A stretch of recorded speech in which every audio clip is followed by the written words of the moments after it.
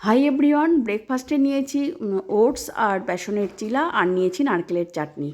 আর চাটনিটা করতে নিয়েছি তেঁতুলের টুকরো 1 কোয়া তেঁতুল, আর নিয়েছি নারকেল, কয়েকটা কাঁচা লঙ্কা, রসুনের 2 কোয়া রসুন, আর নিয়েছি কারি পাতা, আর নিলাম ছোলার ডাল। আমি একটুখানি শুকনো কড়াইয়ে ভেজে নিয়েছি।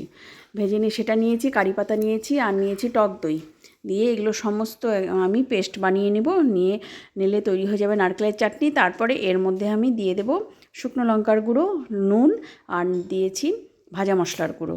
আর এদিকে আমি একটা তড়কা করব, সাদা তেলে সর্ষে আর হিং আর শুকনো লঙ্কা ফোড়ন দিয়ে এটা একটু ভেজে নিয়ে আমি এই তেল সমেত এটা নারকেলের চাটনিতে দিয়ে দেব। আর এর মধ্যে নিলাম আমি যেটা চিড়াটা বানাবো তার মধ্যে নিয়েছি গাজর, ক্যাপসিকাম, আর নিয়েছি পেঁয়াজ, লঙ্কা, আর আদা, আর একটুখানি 2-3টা রসুনের কোয়া আমি গ্রেটারে গ্রেট করে নিলাম। আর এদিকে বেসনের মধ্যে ওই সবজিগুলো দিয়েছি, আর দিয়েছি 1/4 কাপ বেসন নিয়েছি, আর 1 কাপ নিয়েছি ওটস দিয়ে এটা লিকুইড করে চিলার মতো করে ভেজে নিয়েছি।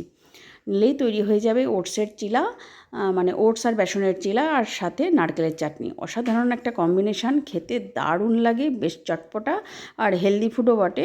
এই ছিল আমার আজকের ব্রেকফাস্ট রেসিপি, ওটস আর বেসনের চিলা উইথ নারকেলের চাটনি। ঠিক আছে, আজকের মতো বাই, আবার আসছি আগামীকাল নতুন